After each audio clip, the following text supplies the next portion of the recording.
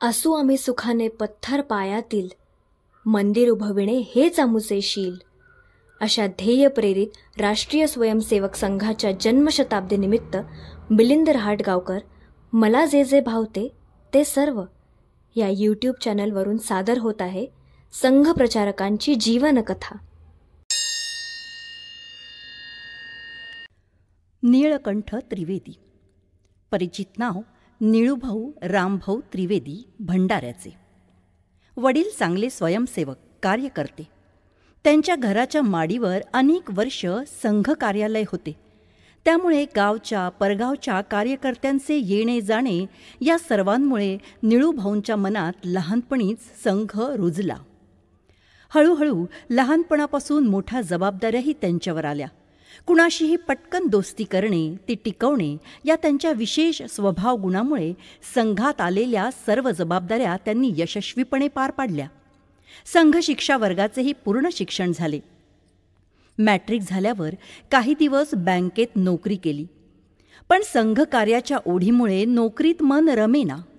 शेवटी प्रचारक व्हायचा निर्णय घेऊन भंडारा जिल्हा प्रचारक गोविंदराव कुलकर्णी यांना ते भेटले. गोविंदरावांनी त्यांची परीक्षा पाहण्यासाठीच की काय त्यांना भंडारा जिल्ह्यातील तुमसरसारखे कठीण क्षेत्र दिले. त्यावेळी तुमसर तालुक्यात संघ शाखा नव्हत्या. राहण्या जेवणाचीही व्यवस्था नव्हती. काही दिवस रोज सकाळच्या गाडीने भंडाऱ्याहून तुमसरला येणे जाणे, दिवसभर तेथे लोकांना भेटणे आणि रात्रीच्या गाडीने पुन्हा भंडाराला परतणे अशी दिनचर्या सुरू झाली. पण त्या काळातच मित्र जोडण्याच्या आपल्या कलेमुळे त्यांनी अनेक लोक जोडले. शाखा ही जोरदारपणे चालू झाली. आपुलकीची अनेक घरे तयार झाली. त्यामुळे भंडाऱ्याला येण्या जाण्याचे कारणच उरले नाही. त्यांच्या प्रयत्नानं तुमसर, तिरोडा या भागात काम भरभराटीला आले. 1970मध्ये त्यांच्याकडे चंद्रपूर जिल्ह्याचे काम आले. चंद्रपूर जिल्ह्यात वाहतुकीची साधने कमी होती. त्यामुळे पुष्कळ पायपीट करावी लागत असे. निळूभाऊंचे शरीर कसलेले होते. त्यामुळे त्यांना ते सहज जमले. निळूभाऊंचा संघाबाहेरचा संपर्क भरपूर होता. रिक्षेवाले, हमाल, गरीब लोकात मिसळणे त्यांना चांगलेच जमत असे. या त्यांच्या गुणाचा संघ कार्याच्या विस्ताराला खूप उपयोग झाला. निळूभाऊ खूप टापटिपीने राहत. साधारणपणे पांढरे कपडेच वापरत. त्यांच्या कपड्यांना कधीही डाग दिसला नाही. इतके काळजीपूर्वक ते वस्त्र वापरत. पण या टापटिपीचा त्यांनी लोकांमध्ये कधीच बाऊ केला नाही. त्यामुळे गरिबांच्या झोपडीतही ते जमिनीवर बसायला मागेपुढे पाहत नसत. चंद्रपूर जिल्ह्यातील सिरोंच्या गडचिरोली या वनवासी भागात 1960-61 पासून काम चालू झाले होते. निळूभाऊ आल्यानंतर त्या भागातल्या कामालाही गती प्राप्त झाली. 1975मध्ये आणीबाणी लागली. त्यावेळी निळूभाऊ चंद्रपूरलाच होते. कार्यालयातील सामानाची व्यवस्था लावून, कार्यालयाला कुलूप लावून ते कार्यालयाच्या समोर 2 खोल्यात विद्यार्थी परिषदेचे कार्यालय होते, तेथे रात्री झोपत. जुलैच्या प्रारंभी त्यांचा तपास करत पोलीस तिथे आले. परिषदेचे कार्यालय माडीवर होते. खालचे दार बंद होते. पोलीस ते दार ठोठावू लागले. निळूभाऊंनी खिडकीतून ते पाहून सोबतच्या स्वयंसेवकांना सांगितले की बाकी सर्व झोपून तोंडावर पांघरून घेऊन राहा आणि माझे नाव विचारले तर अवधेश तिवारी सांगा. एकजण खाली जाऊन दार उघडा. पोलीस आले. त्यांनी सगळ्यांची नावे विचारली. पढवल्याप्रमाणे त्यांनी निळूभाऊंचे नाव अवधेश तिवारी असेच सांगितले. निळूभाऊ कोठे आहेत असं विचारता ते आजच प्रवासासाठी गेले असे सांगितले. पोलीस परत गेले खरे, पण एका पोलीस हवालदाराला तेथेच दाराशी थांबवून ठेवलं. पहाटे 5-5:15 वाजता हा हवालदार चहासाठी चौकात गेला. ही संधी साधून निळूभाऊ तेथून निसटले आणि एका स्वयंसेवकाच्या घरी जाऊन राहू लागले. त्यांना आता चंद्रपूर जिल्ह्यात मोकळेपणाने हिंडता येणार नाही हे ध्यानात येताच विभाग प्रचारक रामभाऊ बोंडाळे यांनी त्यांना वर्धा जिल्ह्यात आणले.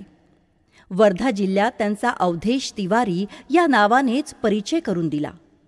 संघ शिक्षा वर्गात गेलेले स्वयंसेवक त्यांचे हे नाव ऐकून गोंधळून जात व त्यांना तुम्ही निळूभाऊच आहात ना म्हणून प्रश्नही विचारत. तेव्हा ते मख्खपणे विचारायचे, हा कोण निळूभाऊ आहे? या काळात त्यांनी बरेच वर्ष संघ कार्यापासून दूर राहिलेल्या लोकांना संघाशी पुन्हा जोडले. त्यांच्या मदतीने माननीय मोरोपंत पिंगळे, माननीय आबाजी थत्ते व अन्य अधिकाऱ्यांच्या गांधीवादी नेत्यांशी भेटी घडवणे, स्वयंसेवकांच्या गुप्त बैठकींची योजना आदी सर्व कामे ते व्यवस्थित पार पाडत. सत्याग्रहात पुष्कळ स्वयंसेवक व महिलांना भाग घ्यायला निळूभाऊंनी प्रवृत्त केले. 1978 पासून त्यांच्याकडे विदर्भ वनवासी कल्याण आश्रमाचे काम आले. कल्याण आश्रमाची घटना तयार करणे, कार्यकारी मंडळ निर्माण करणे, स्वतंत्र कार्यालय उभे करणे, वनवासी भागाचा दौरा करून कुठे दवाखाने, कुठे वसतिगृहे सुरू करणे, त्यासाठी पैसा आणि कार्यकर्ते उभे करणे हे अत्यंत जिकिरीचे काम त्यांनी केले. वनवासी कल्याण आश्रमाच्या कामासाठी पावसाळ्यात मोटरसायकलने अमरावती जिल्ह्यात वनवासी भागातील एक प्रमुख केंद्र धारणी येथे गेले असता येताना एका नाल्याच्या काठावर मोटरसायकल स्लिप झाली आणि त्यांच्या डोक्याला मार बसला. फरशीवर डोके आपटल्यामुळे मेंदूला धक्का बसला. ही घटना आहे 1986ची. त्यानंतरही त्यांचा प्रवास आणि काम चालू होतेच. पण मेंदूला बसलेल्या धक्क्याचा मार याचा प्रभाव आता जाणवू लागला होता. डोके दुखू लागले, विस्मृती जाणवू लागली, म्हणून उपचार झाले. पण प्रवास आणि ताण देणारे काम अशक्य झाल्याने 1990च्या सुमारास नागपूरला महाल कार्यालयात दाखल व्हावे लागले. महाल कार्यालयातला प्रवास बंद असला तरी काम करण्याची प्रवृत्ती स्वस्थ थोडीच बसू देत होती. त्यांनी कार्यालयाच्या मागच्या बाजूला बगीचा उभा केला. तळघरात पुष्कळ कागदपत्रे, सामान पडले होते, त्याची व्यवस्था लावली आणि रेल्वे आरक्षणाचे फार महत्त्वाची जबाबदारीचे काम त्यांनी स्वीकारले. त्यांनी 4-5 जणांची टीम उभी केली. हे तरुण प्रत्यक्ष आरक्षण स्टेशनवरून कार्यकर्त्यांना आणणे आणि पोहोचवण्याचे काम करीत. त्यांना सर्व कागदपत्रे तयार करून देण्याचे आणि हिशोबाचे काम बसल्या बसल्या निळूभाऊ करत असे. पण तेही काम अशक्य झाल्याने नाईलाजाने सर्व कामातून त्यांना मुक्त व्हावे लागले. निळूभाऊंच्या वडिलांचा दत्तोपासनेचा वारसा त्यांनी घेतला होता. प्रचारकाच्या धकाधकीच्या जीवनातही त्यांची दत्तोपासना सुटली नव्हती. आता तर भरपूर वेळ असल्याने उपासनेतच त्यांनी मन रमवले. औषधपाणी चालू होतेच, पण एक हृदयविकाराचा झटका आणि त्यानंतर आलेला लकवा यामुळे मात्र ते गलितगात्र झाले. त्यांची जगण्याची इच्छाच संपली आणि दिनांक 11 सप्टेंबर 2002ला त्यांनी आपली इहलीला संपवली. असं म्हणतात, तपस्या से इंद्र बनना सरल है, तपस्या से इंद्र बनना सरल है, ऐश्वर्य पाकर मद भूलना कठिन है, साधना का पथ कठिन है, साधना का पथ कठिन है. सर्वार्थाने एवढी उंची लाभूनही कमालीचा आत्मविलोप हे त्यांचे वैशिष्ट्य. विनयाचा, निगर्वित्वाचा, प्रांजळतेचा एक अंश जरी आपल्याला लाभला तरी ह्या जाणीवेनंच त्यांच्यासमोर आपण नतमस्तक होतो.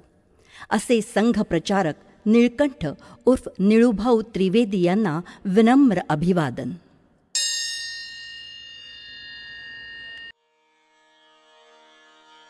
स्वयंसेवकांचा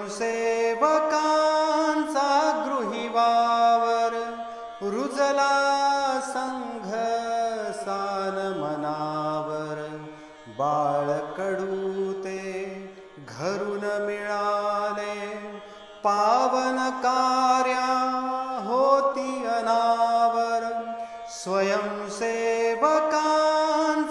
गृही वावर रुजला संघ सान मनावर, अल्पवयी जड जबाबदारी, मित्रत्व करी सोपी सारी, संघ शिक्षा ग्रहण करूनी, चरण ते प्रचार पथावर.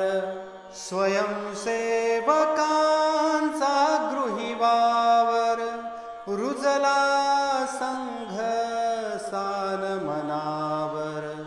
मैत्रीचे ते सूत्र जाणती, मने स्वयंसेवकांची झुळती. उभारिला वनवासी आश्रम, क्रमिला तो पथ खडतर. स्वयंसेवकांचा गृही वावर, रुजला संघ सान मनावर.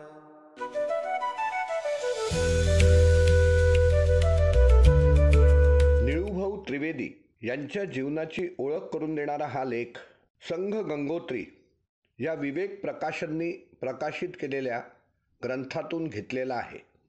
या लेखाचे लेखक आहेत कैलासवासी डॉक्टर श्रीकांत उपाख्य राजाभाऊ शिलेदार. या लेखाचं भावस्पर्शी भाववाचन दीपाली घोंगे यांनी सादर केलेलं आहे.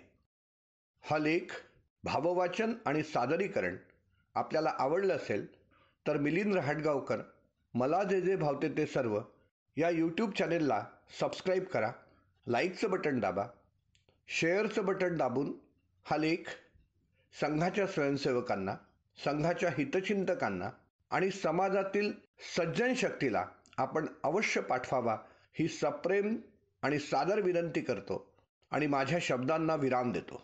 धन्यवाद.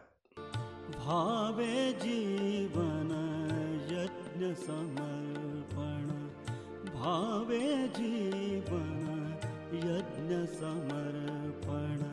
समिधामय हि काया साधन, भावे जीवन यज्ञ समर्पण.